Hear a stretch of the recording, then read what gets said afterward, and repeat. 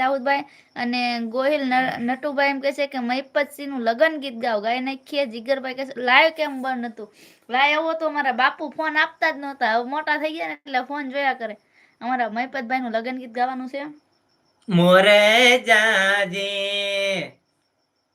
ગાવ ગમણે રે મોરે જાજે આથમણે રે મોર તારી સોનાની ચાંચ મોરા તારી રૂપાની પાંખ એવી સોનાની ચાંચ રે મોરલો મોતીડ ચણવાન જા એવી રૂપાની પાંખે રે મોરલો મોતીડ વીણવાન જા મોર